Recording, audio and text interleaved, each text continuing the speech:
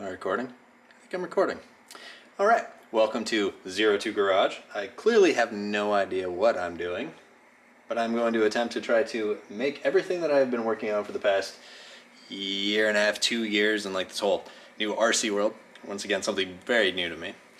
And I'm trying to kind of consolidate it and share some of the knowledge, maybe things that I've learned, things that have been passed down to me from friends of mine. So currently my collection is extremely tiny. I have a whopping total of 3 RC cars left after I did a massive clearinghouse. Let's see, was it about maybe 3 months ago or so? I got my final disability retirement, which is pretty great, but it gave me a whole lot of freedom. I had to figure out what I was gonna do with it. So I decided, I don't know, let's go ahead and sell off a bunch of these RC cars I don't use a lot. Most of them are really big, heavy. Like the Arminitorius, the Traxxas UDR, awesome vehicles, great for bashing, but I live on an island. There's not a lot of places where I can really stretch them out, you know? I mean, it's cool that they went 60 miles an hour, but there's nowhere to go do it at where I didn't run them into something and destroy things. A lot of fun to fix, a lot of fun to run, upgrade. Kind of went through. I ended up selling a total of 8 different kits. Got a pretty cool little bankroll going, and I figured I could use that to either buy a bunch of new stuff or maybe do what I'm gonna consider my ultimate build. Build? Build. It's supposed to be build. All right, so let's go ahead and break into this thing. Do forgive me, my garage literally is destroyed. We're in the process of moving, so I figured that'd also be a fun time to add the stress of starting a YouTube channel would be while trying to move halfway across the nation. I currently live in the PNW, which is a beautiful area. Unfortunately, it is stupid expensive. So if you don't want to pay, I don't know, $400,000 on up to live in a modular home, you can't live here. So, wife got accepted to one of the cool programs at the University of Utah, so I'm going to be heading to Salt Lake City.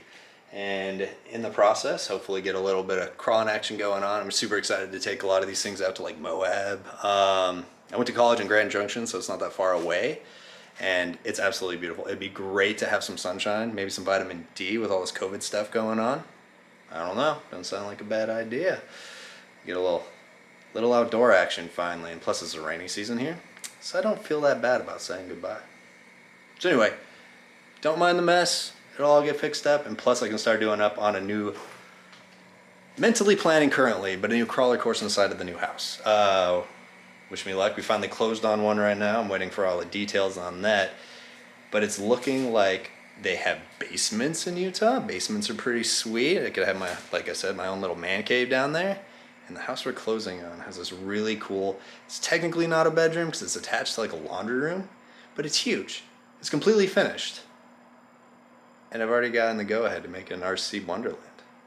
So maybe an indoor crawler course, who knows? You know, all things in life should probably be scale. It's a lot more entertaining that way.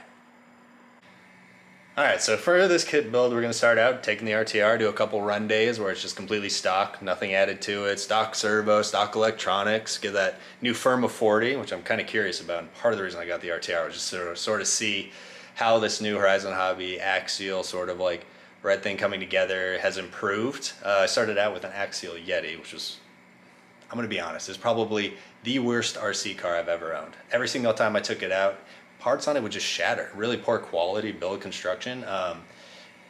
It looks cool, but I think that was probably the end of the high points for that vehicle. In fact, it almost turned me off of RCs completely. Luckily I had a friend that kind of helped me stick with it, just let me run a couple of his different cars, a little Traxxas / 2-wheel drive, which I ended up buying and unfortunately reselling. But it's been a fun hobby, so I'm kind of curious to see what Axial has sort of improved as far as like the components and how things are going. I got one of their Capras and I was extremely impressed by it. So we're gonna take this RTR and start building it. Seriously, top of the box, bottom of this. It's like they put it in there upside down on purpose. I swear. Oh, here she comes. Okay, nothing else with a cardboard wrap around. How's she looking? All right. Let's see. Oh, okay. Oh, wow.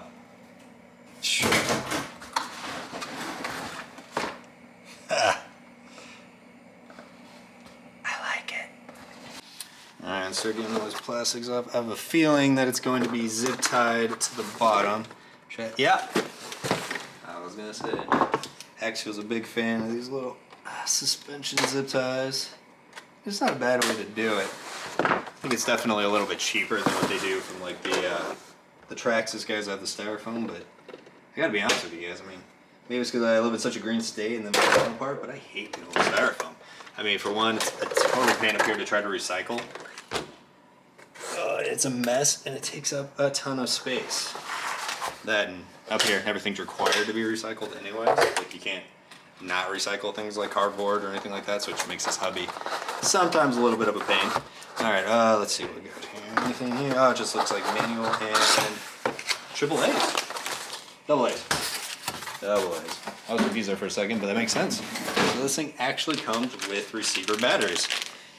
Kind of a cool deal.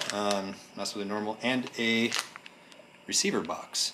Once again, I tried to resist watching too many reviews on this online just because I kind of want a little bit of suspense whenever it came to actually unboxing. Let's take a look at this guy. You know, honestly, like, I'm really, really excited. I really like the weight and the heft to it. Okay, the body's kind of popping out a little bit there, the sliders.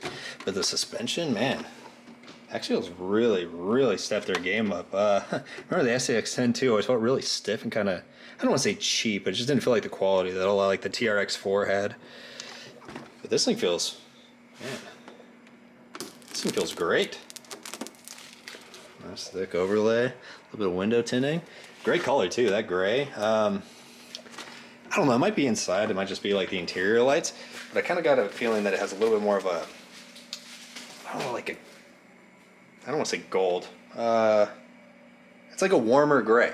I know it's like I kind of imagine it being more of a cool steel gray, and it might be once I get it out in the sunlight, it might be these really crappy Home Depot overhead lights I got. But it's I'm telling you, the quality on this thing, it's really come up. And then of course, basics, you got your manuals, a bunch of little accessories. Real quick little update. Doing my due diligence, taking everything kind of apart, making sure all my screws are all tight on this little SCX10, and guess what I found? Weird, right? Like they just decided that, I don't need a screw here. But other than that, everything else looked pretty tip-top shape. Getting it all ready, getting some batteries all set, charged up, and we are headed to the trail.